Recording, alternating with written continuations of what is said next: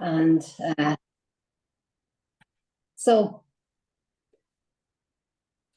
hi everybody. You're very welcome to our September webinar. We're back learning again, as many people do in September. So I hope you've all had a great summer. And I'd like to remind you all that the meeting is being recorded and it will be on our website very soon. And today's webinar will be presented by Mark Costa from the Energy Coalition in California. And it will be followed by Q&A facilitated by our very own Scott Foster. If you have any questions, please put them in the chat or raise your hand at the appropriate time. A little bit about the Energy Coalition, because Mark is going to fill you in mostly, but the Energy Coalition was founded in 1975 to change the way people think about and use energy. And Mark is Director of Policy and Planning at the Energy Coalition, and he attended our summit in Enniscorthy in June, and we were delighted to meet him. And the Energy Coalition has recently signed a letter of intent with the Buildings Action Coalition, and we look forward to them signing up to our MOU with UNEP in the very near future. So that's underway. And I'm now going to hand you over to Scott, and I'll speak to you again before the end of this webinar. Okay? All right, Scott, thank you. you're on. Thank you very much, Barbara Ann, and good afternoon, good morning to everybody. Nice to see all of you, see most of you anyway. We are delighted to have Mark on with us to give us a bit of the view on what's happening in California. And he did give me a sneak preview of his presentation, so we're looking forward to a pretty robust discussion. As we've done before, we would ask you to keep your microphones muted, but once Mark's gone through his presentation, we want to open up the floor to Q&A, and we'd like to have a discussion if there will be some. I, of course, will have questions, but I will always give priority to questions that you might ask. So as you're going through, and if you think of certain questions, please take note of them. And if you either make a signal or raise your hand, please do so, and I will call on you. I want you to appreciate my own background. Normally I would have the one that Barbara Ann has, but in honor of Mark's presentation from California, I thought I'd go with at least San Francisco, but Mark's a bit further south. Without further ado, I'd like to turn it over to you, Mark, to give us a bit of the presentation. I understand you'd like to introduce some colleagues as well. So, Mark, over to you. Yeah, well, hi, everybody. I know we're all in different time zones, so thanks for those that are joining at the end of the day. We have Genaro from the Energy Coalition on. He's a director here and actually managing this entire project for us over here. Do you just want to introduce yourself, Genaro, and I'll come back to you for maybe chime in on a slide or two. Yeah, thank you, Mark. Yeah, good morning, afternoon for everyone, and nice to be here, and thank you for the opportunity to be part of the entire coalition. Great, great. So we'll go into this. We'll do about 20 minutes of slides here, and anything in the chat, we can go there. But as Scott mentioned, the exchange with the Q&A would be really helpful. So I'll get into this, and we'll give you a little overview of what we're doing generally at the Energy Coalition, and then dig into what's on the title slide. How are we really looking at decarbonization? And there's a lot of words for this: disadvantaged communities, communities of concern. So we'll get into it. One of the other things about the Energy Coalition, we also manage something called the Open Studio Coalition, which is a free open source software that we manage the user interface for, that the Department of Energy originally created, and NREL and some of our national labs here in the US manage, and they walked away from the user interface and asked us to take it over. So we did with a couple partners. We have some developers in France and throughout the US. And it's on its way to being approved for 179D tax credits. So if you are looking at getting some of the stimulus funds in our tax code, it will soon be approved for that. So that's nested underneath our nonprofit. So moving on, what we'll talk about in general is something that's a capstone project for our company. We do a few different things, including designing programs with all the ratepayer funds that goes out there, and then we deliver them, primarily in the public sector.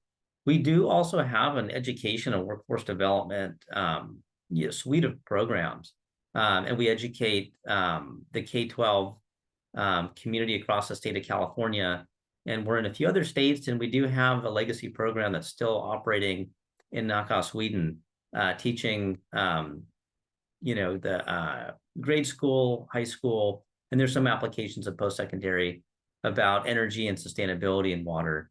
So that's been a really fun one. And we've done a lot of marketing to launch various campaigns and community choice aggregators. And then what I lead is policy and master planning. So we just call that policy and planning, which advises some of the programs that we'll talk about today. So we'll go through a few different things. We'll talk about concepts in terms of energy markets, because that's a big driver of where the funding comes from, which I think everybody's interested in. And then we'll talk about that in the context of a pilot project. And then we'll just touch on some barriers and then potential solutions. And it would be really interesting to see if we have, shared experiences and also a shared vision in what we're doing. So, one of the original drivers of this is some work that we've been doing with the International Energy Agency. There's a group called the Global Observatory on Peer-to-Peer Markets. So this is us out in the Tyndall Institute down in Cork in Ireland. So we got together there, and there's a few different programs of that, but they really introduced some of these concepts of how do you introduce people as market participants in the energy market. And that's really been seen in the renewable and citizen energy communities coming out of the European Commission directives. We're trying to see if we can replicate some of that here in the US, starting in California, in the project that we're going to be talking about. So how do we empower people as prosumers? Well, I think part of the economics and behavioral economics is to give people a fair shake at participating in the market, and really trying to have that meet one or more factors. Are we talking about just blockchain transactive energy and price signals being automated, or are we talking about some social context of energy, just like you would go ask your neighbor for a favor or for a cup of sugar, milk, or whatever? Can energy be part of the social fabric? And then also for the autonomy and resilience of communities, can we start thinking about where, when, why, and how we use energy in the context of keeping a community functional by having localized assets, so we don't have to worry about far away transmission? So there's some future proofing that we're thinking about doing, and we're not going to get into all these, but I really enjoyed this graphic from Gregor Verbich from University of Sydney. And we really look at a few different decisions to make. Are our homes and buildings and assets aware of the grid, or we're oblivious to the grid and other communication networks? And is our energy system design, is it oriented to function just to meet some economic objectives, or is it really there to help the customer? So there's some smattering of dots there that we're not going to get into, but that's the main takeaway from this slide, is how do we future-proof it, thinking about being, connected in our devices, and the decisions we make being customer or system-oriented. The point here is that these are the flavors. We just call them flavors of how we can think about designing these new systems. And all the lines between them are just how many times those dots connected to each other in literature reviews. This is not like a system model. You can see there's some various reasons why there's a lot of lines, because transactive energy is really the most popular one. But this community self-consumption has really become popular and it's new. So we've presented and talked about this in some groups that I work on, which Kay Aiken, who presented in Ireland, is also a member of and a leader in this Gridwise Architecture Council. So we're introducing some of these European concepts even to the thought leaders in the US.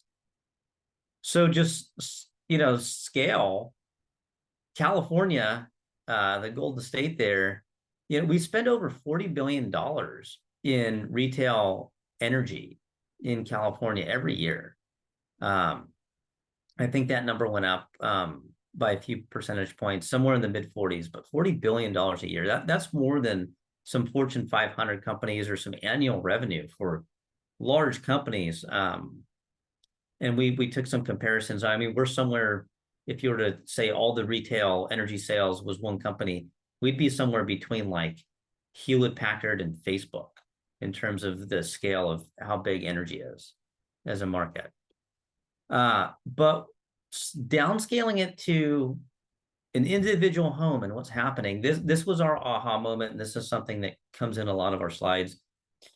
We did a study for with UCLA, our University of California, Los Angeles, with the health department.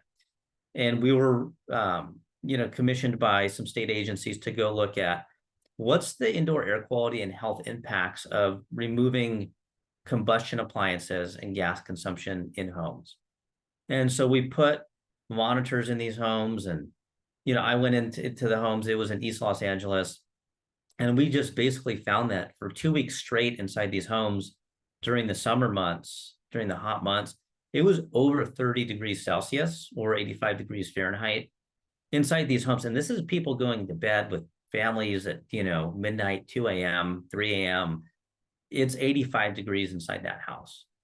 And so this was a big thing. And we did a lot of modeling and simulation. And we also looked at the potential energy increase impacts for full electrification. And we've noticed, this was a few years old, the technologies have really caught up to show that there's parity, even though California has the highest electricity prices in the United States. But we really think we could do something about this. And we do encourage, and we're electrifying people's homes, but we're approaching it with solar and storage at the same time. And these numbers are just phenomenal for low-income residents. So we won't get into that, but that's the data that backs up the temperatures for the winter and the summer. We found that in the winter, because gas is so cheap, people are very comfortable. So here's our current project. Henaro, just give me a nudge if you want to correct anything, or raise your hand or come on camera. But I'll give the snapshot because we're going to go through this in we'll wrap up here between 10 and 15 minutes. But the current project, we've been at, this is a 5-year grant, but we were doing a study to plan this thing for about 3 years before that. It's $7 million. We're targeting 50 homes in East Los Angeles, all low-income communities. We're putting in solar, storage, electric appliances, smart controls. And then we're also doing a simulation to go even farther along in doing some what-if analysis. What if we didn't have regulatory constraints? What if energy was a different price? A lot of what ifs. So we're working with Community Electricity, a company, Ehio, out of Colombia, Splight, they're out of South America, Distro is out of Rotterdam. So we have a lot of people looking at this, and that's just on this one element of the project. But for a local context, this is in East Los Angeles in California. And this is truly a really, really disadvantaged community. It's sandwiched by these heavily trafficked freeways. It's just bound by freeways. You have 1, 2, 3 freeways. Just below this, not pictured, is the largest landfill west of the Mississippi River, or just say in the Western United States. Even though the folks that we're targeting are low income, this entire community is low income, Hispanic. You can see some of the indicators there. And then we've also looked out at the future years of the climate change in terms of what might this community need, not just today, but in the future. Henaro, if you want to say anything here, feel free, but we have the advanced homes is what we're talking about. But Henaro, just want to quickly just mention all the other things we're doing around the wheel here. Yeah, I think as you said, the focus will be on the advanced homes. What's important for us as we look at this image is that we understand that energy is not, in most people's everyday top of mind concern, but we interact with energy or energy creating, energy producing type of activities nonetheless. And so to create the transformation and to create the transition that we want, we believe that it has to be approached through every means and every way possible. And so that's why we included EV charging infrastructure and mobility programs. We have community solar, which is a program that provides for those that are renters or are not in a home that is suitable for solar, so that they can also be part of the local decentralized energy. We are monitoring both ambient air quality as well as tailpipe emissions from ICE vehicles. And then we added an energy hub, which is a facility that the community at large can use in times of power outages.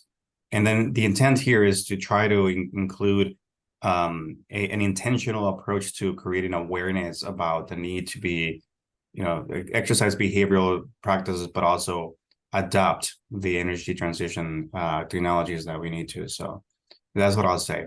Thank you, Mark. Great. Yeah, this is a pretty big, all-encompassing project, and I don't envy Henaro for having to manage all of it. So,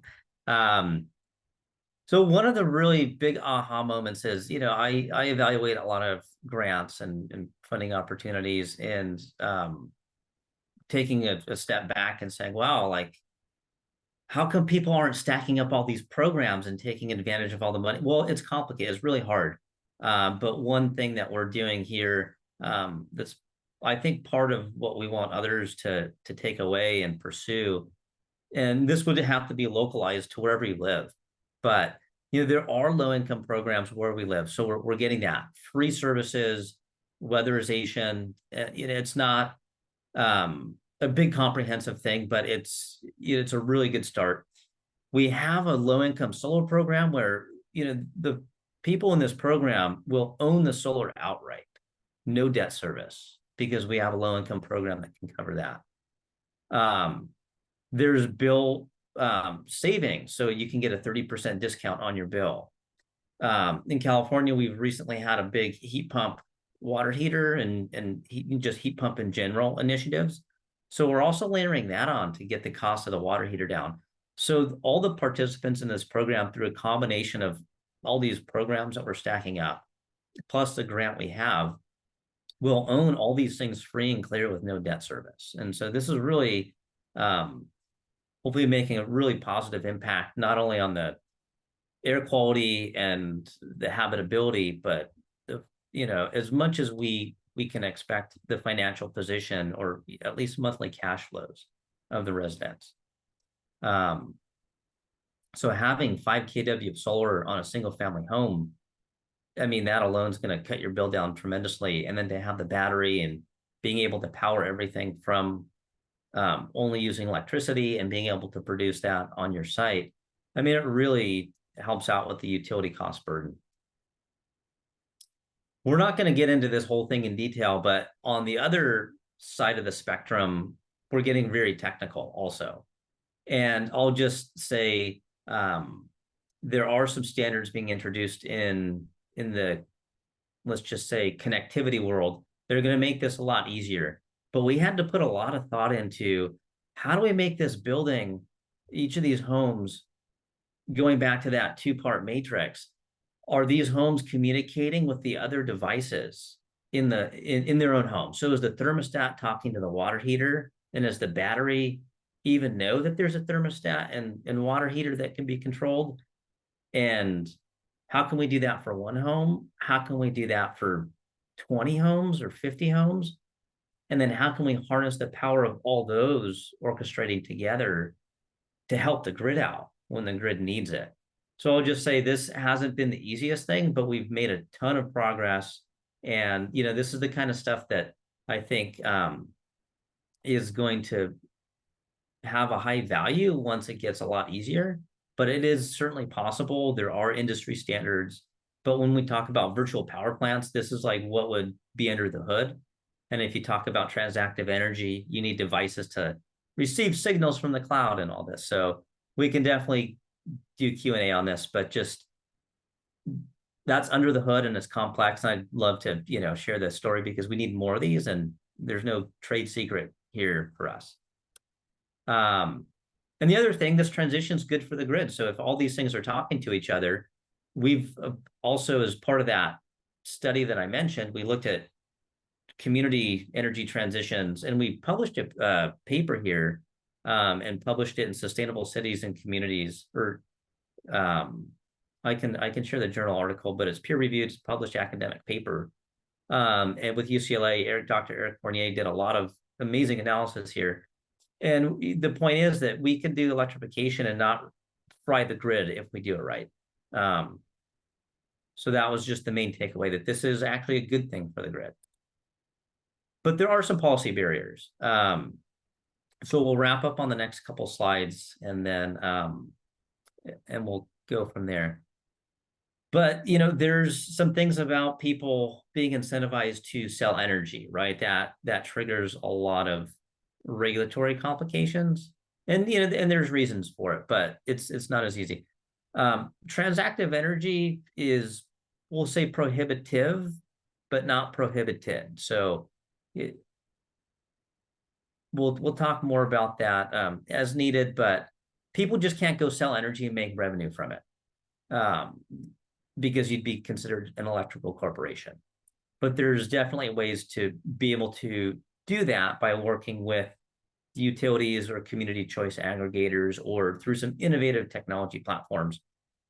The other thing, if you really want to get some big contracts, but also make a big dent in having local energy be part of how the energy system operates in general, right? When you talk about the people that balance the grid, if all these things behind the meter inside homes and buildings could qualify for what we call resource adequacy, if they could count towards what the utilities and what we call load serving entities, I think in the EU you call them retailers, what they buy has to come from large scale assets typically, and then now to a certain extent, large, somewhat local assets.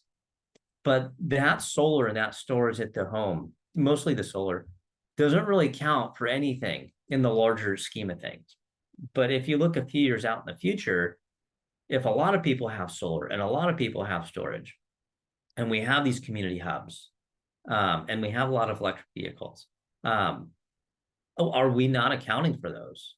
And how much does that disrupt the economics? So we really need to have some policy change there, and then give people a fair shake for having invested in those assets. So we're thinking about some other policy things. We don't need to totally get into them. Interconnection, that's just been a really tough one. If there's any jurisdiction that you live in where there's a high adoption of renewables, storage, wind, you may start running into, if you haven't already, an interconnection queue where you have a really long wait time to actually use those assets that you put in because you cannot connect them to the grid yet. Then the other thing is, how do we somewhat think about democratizing the carbon markets? How do we introduce emissions trading systems that came out of all the COPs down to not just sectors, but individuals? How can we aggregate individual actions and compensate and reward people for those, but also not double count? There's a fantastic company, they're not on the slide deck here, but called Watt Carbon, and they're just doing phenomenal work in introducing voluntary carbon markets. They're total experts at carbon accounting, and just I can't say enough good. And I've had lengthy conversations with their founder, and they have really just thought of everything. So that should be really exciting. So a couple solutions, and then that'll take us home, aside from a little wrap up. But You know, the UK has had some interesting models, and this, that even predated some of the renewable and citizen energy communities in the UK. So they've kind of allowed smaller generators and communities to be empowered to be prosumers and take role in how energy is delivered to customers. Why don't we think about a behind the meter renewable portfolio standard? So that was the big law in California, and a lot of others have adopted them, where we need 100% renewable energy retail sales by a certain year. One of the things that get forgotten about is that that's only retail sales. It doesn't have to do with wholesale, doesn't have to do with exports, and that doesn't capture customer action. It's only things in front of the meter. I kind of talked about this on the last slide, but we call those behind the meter. BTM is behind the meter.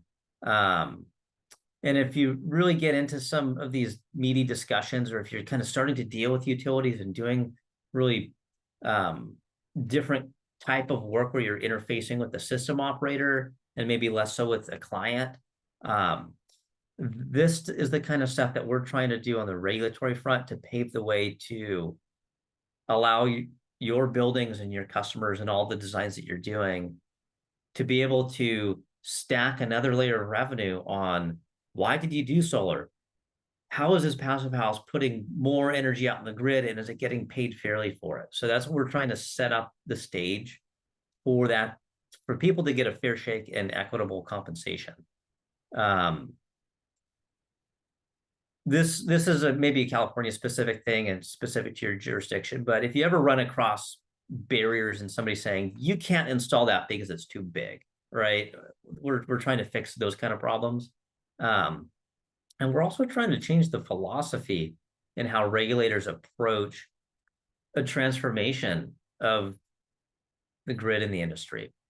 We talked about aggregating for cap and trade. And I think one of the just bottom line tones we can start thinking about is energy important to people? Henaro mentioned it. It's not front and center for people. You don't really care about how efficient your car is until gas gets expensive, or you start driving your electric vehicle uphill and your battery goes down.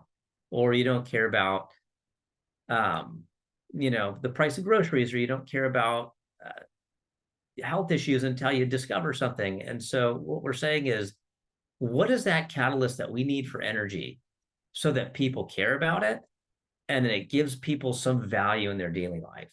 And at that point, a lot of these actions are going to become voluntary.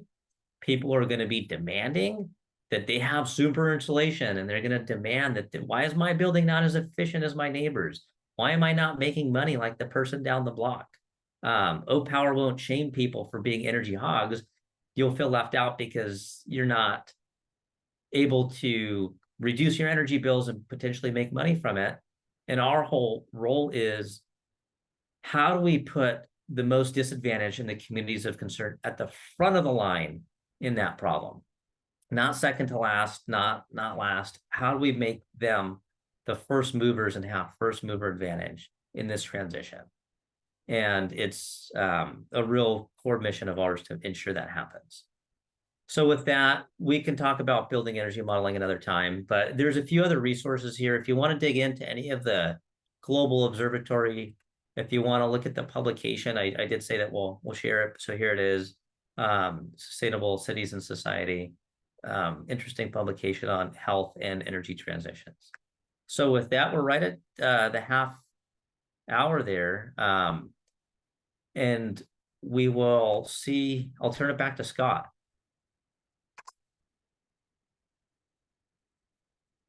Thank you very much, Mark. Very interesting, and you've provoked a load of questions. But I see that Craig has joined us. I don't know if you'd like to introduce him, or if we just charge forward. Yeah. So we have another colleague as well, Craig Perkins from the Energy Coalition. I don't know if you just want to say quick, how are you, and high-level thoughts on what we're doing. Yeah, hi. Sorry I was late. Craig Perkins, I'm the Executive Director of the Energy Coalition, and yeah, I don't I don't have anything to add to the presentation other than, yeah, trying to do these types of projects within these communities of concern is extremely challenging and difficult.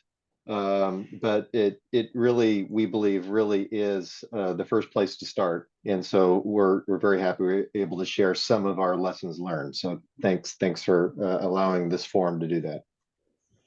Well, thank you both. Thank all three of you, in fact, for joining us for this webinar. And it has been extremely interesting, I think, for me, but also for the other participants. I had a couple of questions, and as I said at the outset, if others would like to raise a question, just hold your hand up, indicate that you've got a question, and I will call on you. But the first one looks right at the picture you've got on the screen right now. Often when we talk to the buildings folks, they're focused on the building envelope, the systems, and we're looking at the building itself. Here we're talking about a community of buildings, and it goes well beyond one, but it's into the whole urban environment, which in my view gives you a huge opportunity for improvement. I told a joke back in 2000 about the IT angle.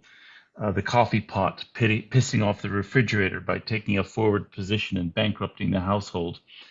I guess my question is, how far down the path of IT are you engaging? Because one thing to talk about all of the internal systems talking to one another, but if you get the entire community of buildings with all of their internal systems talking to each other and coordinating with the grid, that's several levels up the complexity, but it's also several levels up the opportunity side.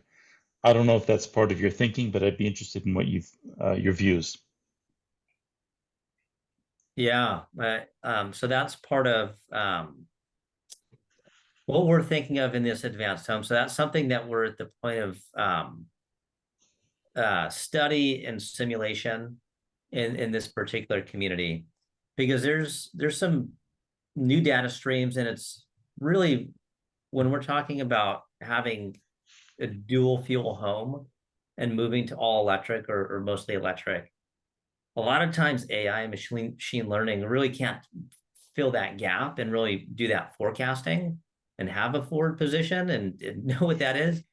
So that's why we don't want to implement a solution unless we're really sure it's going to help somebody. So we're setting the stage for that in terms of getting the proven technologies and assets in the homes, like heat pump water heaters, right? Solar.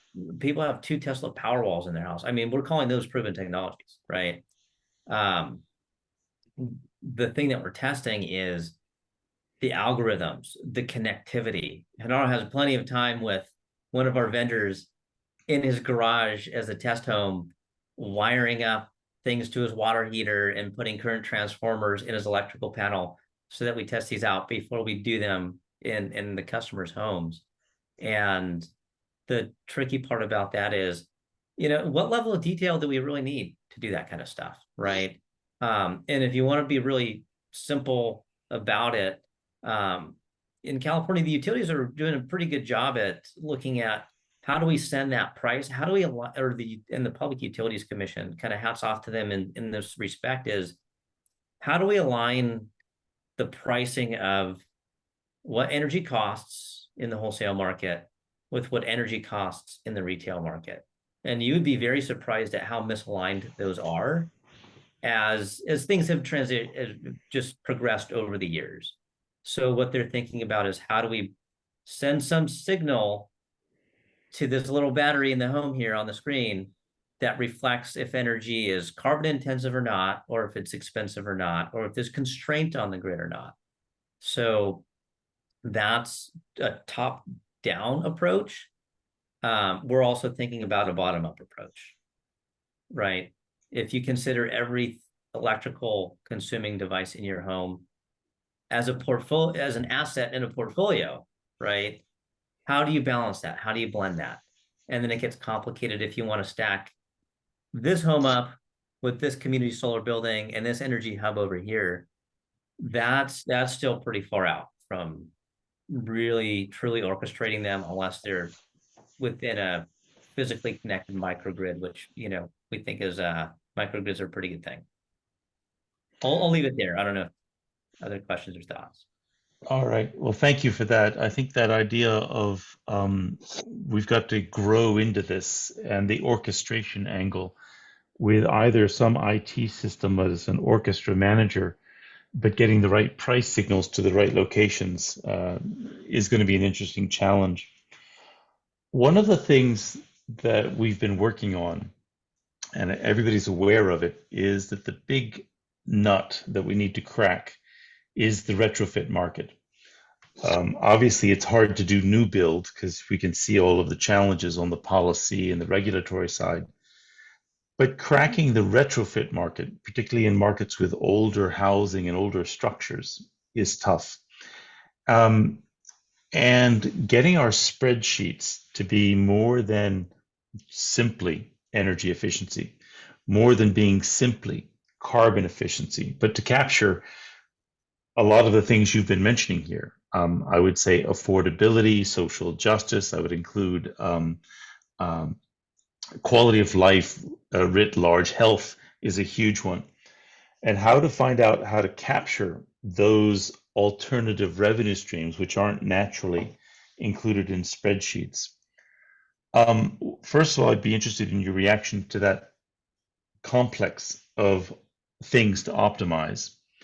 And secondly, we were actually working with a group in the Buildings Action Coalition to develop a protocol that we'd like the United Nations to take on high performance buildings, going across 10 different of these objectives that need to be co-optimized. Do you have any thoughts along those lines? I can kick it off, Hanaro, when I hear the, how do we justify this? How have we stacked up all the financials? What are we capturing here? I think some of the stuff that you've done, Hanaro, with Pearl Street might be worth mentioning in that respect. So I'll say that we're so committed to this that we further realize that there's gaps in financing. And Hanaro, do you want to fill in the rest there and just talk about that for a second? Then I can kind of come back to some of the non-energy benefits and what we do with some EJ regulatory nonprofits as well. Yeah, I think great question. I think there's some fundamental market barriers and deficiencies that are part of what we need to work on it. And that's because, as we mentioned, in the more low-income communities, we see a lot of deferred maintenance on the home, which by default requires that a lot more investment happens at the home. So that could be infrastructure on the electrical side, could be roof conditions that prevent the solar from being installed, or it could be anything else that the home needs and is not permitted. And so so when we're looking to do some of these decarbonization strategies, we trigger building safety and building inspectors to come in and to do inspections, and that can be a very significant consequence, right, for the homeowner.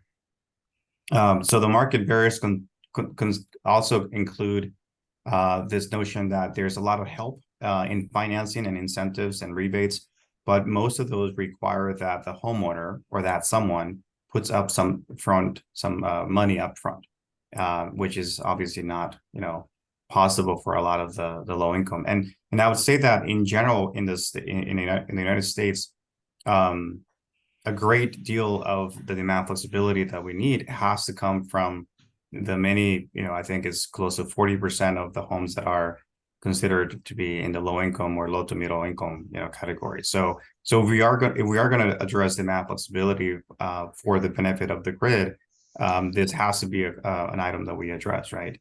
And so to address the challenges of the inefficiency of the rebate or the incentives, one of the things that we did recently was we brought in some bridge financing that is helping us specifically address that challenge, right? Because contractors, if you think about contractors and the contractor industry, the trade industry, they're having to come up to speed as well, right? In terms of training, most of the work is done by smaller mom and pop type of contractors that don't have the cash flows to wait 6 months or more for the rebate to come in. And so that's part of the challenges. And as you mentioned, in terms of the retrofit industry, it's a wraparound service that needs to be considered, right? Because going back to the top of the comments in the conversation, there are other concerns such as health and safety that these homes have to deal with. And so we need to be a little more comprehensive and broaden our spectrum so that it's not just energy that we're looking to address, but instead partner with others that can help us address more of the wraparound service that the homes and the families need. Yeah, I mean, that's totally on point there. And some of the, so we've definitely identified that, and that unlocks the retrofit barrier, right, Scott? To your point is, how do we get the financials? Another part, doing some of these what if scenarios in these simulations, we're already looking at, okay, what is this home gonna need next? Once it's electrified 10 years down the road, what's the next program? What's the next thing? And once you really reduce the consumption and you electrify and you're offsetting it with solar, you still have load from HVAC. So either cooling is going to get really, really good and heat pumps are going to have these massive technology leaps where they get even more efficient, or we're going to really have to look at envelopes. And I think looking at envelopes is a really good idea. And we need to really have all the brain power from folks that were in Ireland, like folks like Dave that really understand the passive house and PHPP, and having your window in the same plane as your insulation, and just all these things can be so much more commonplace.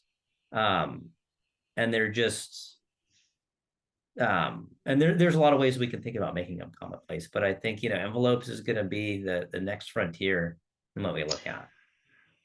All right, thank you for that. I think with this audience, the building envelope creed is front and center. So I think you've got a very enthusiastic audience from that angle. I have Dave Parker, you've got a question, so over to you. That was quick, huh?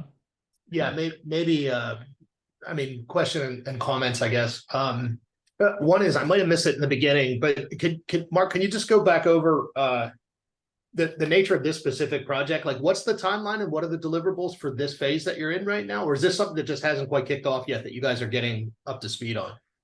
No, we're doing, this is us in the field retrofitting homes today. So how, right? it says, 5-year project, like where are you in the project? Where are we in our year 4?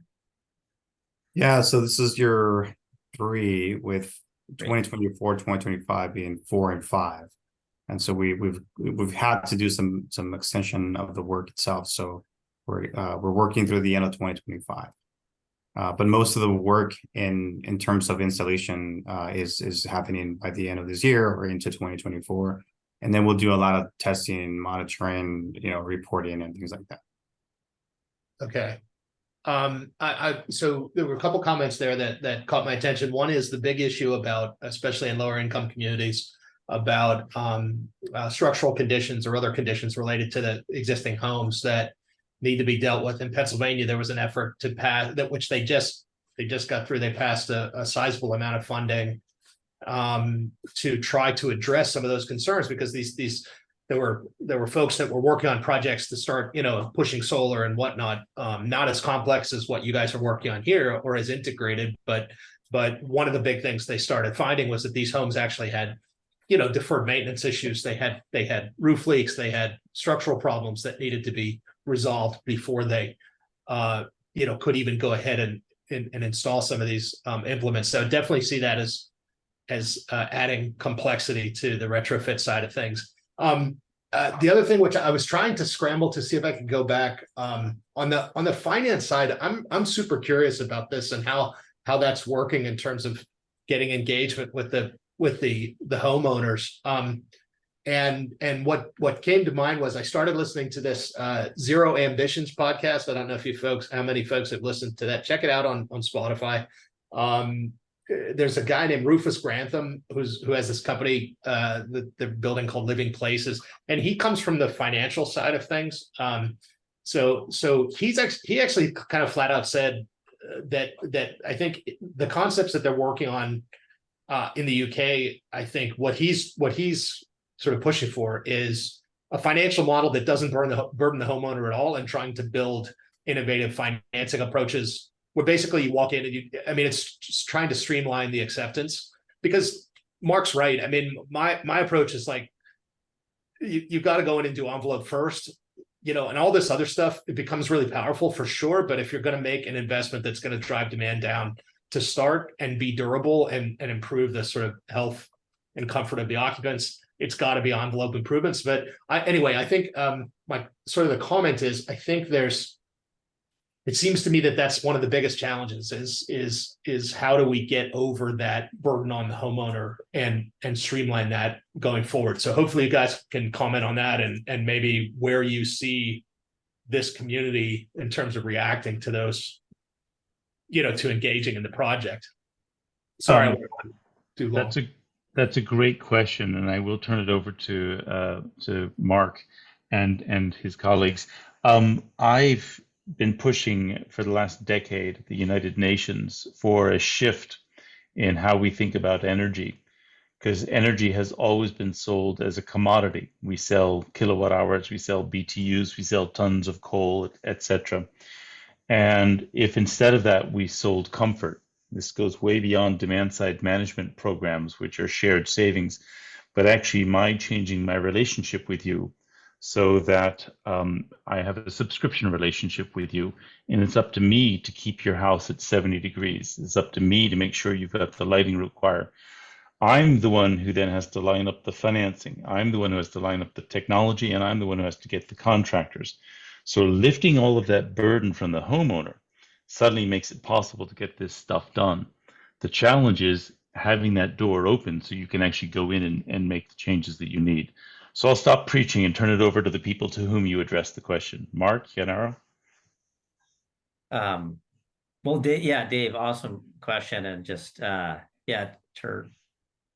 to say, envelope became like a total obsession after sitting down, talking to you for a while and all the Passive House folks. And, so I think really one of the folks that might have an answer to that question generally is Bronwyn out here in California, who's just really a great resource. But I think you covered a lot of, what we can. I think one of the things to note is the feedback in the community. And then, I'm looking at the clock, there might be about 10 minutes, but, Craig, I know our founder of the Energy Coalition had, I think, similar thoughts as Scott in terms of energy as a service. Maybe we can see, I don't know if you have any thoughts. What are the homeowners' feedback? And then Craig, as we kind of wrap up the next 10 minutes or so, if you have thoughts on just the general thing that Scott mentioned in terms of changing the paradigm in energy. But Henaro. Yeah, thank you. So great points, Dave. Definitely agree with you. And our strategy has been to partner with community-based organizations that are a little bit definitely more trusted and more recognized in the space, or that are place-based, right, in the community, so that that message can be delivered by them. But nonetheless, it continues to be a challenge, right? So even when we are providing for free things, in this case, even we're also having to pay for a roof replacement, for instance. It takes multiple times for us to reach someone, right? We need to be consistent and deliberate about calling people and whatnot. So definitely a lot of people have much more life higher priorities in terms of life concerns. And so part of it is, as you said, bringing it as a more turnkey solution, perhaps, right? Where there's less for them to think about. I think the other would be to continue to improve on the efforts by others to address code requirements or indoor air quality protocols, which I don't think we have any. And so other things that other drivers from health and safety or from building department, inspections and whatnot, and then, at some point, coalesce those things in a complete solution for the customer so that they don't have to worry about all those individual things. But as you said, Scott, energy as a service, is a service-based approach. So I think we kind of know the solution. I think getting to that and finding ways that we can have businesses find a viable way to spend their time and money, and so that's part of maybe solving the trades and the small businesses kind of business model as well, because it has to make sense for everybody to invest, right? Even the greatest idea or strategy, if we don't have anybody with a business sense or the business model to make money off of it and to be sustainable, then they're not going to do it. All right, Craig, you want to come in, or? Well, I just had quickly, why is it that doing the right thing is always the hardest thing to do? And so what we're talking about is there's really a lot of good points been raised. I mean, some of the most important elements are the unmonetized elements, and since they're difficult to measure, we just ignore them and focus on the other stuff when maybe the most important. There's now documented evidence and studies which show that indoor air quality is degraded by natural gas or gas combustion appliances, particularly stoves. And that's still not a factor in terms of California policies related to energy retrofits or sort of how compensation is given to changing those appliances. And then finally, I agree completely that the building envelope is the starting point, and fortunately there are some pretty good programs that you've already heard about that we're trying to leverage as sort of a part of basic sort of air sealing, insulation, sort of other sorts of work in these homes. But comfort is now increasingly, at least in certain areas of California, becoming related to how you're dealing with extreme heat events. And so this is going to become an important health and safety factor going forward. In fact, there's a serious conversation going on right now in the city of Los Angeles at the city council level as to whether there should be a requirement that all dwelling units in certain climate areas need to have air conditioning. As sort of a new concept of a sort of a basic sort of housing element, sort of technology for certain areas of the state.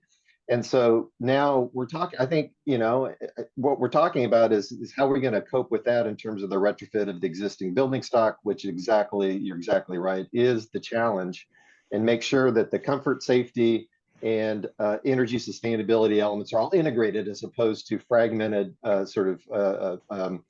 initiatives. That's it. All right, well, thank you very much. You've pretty much captured the essence there. I'm about to hand it back to Barbara Ann to wrap this up.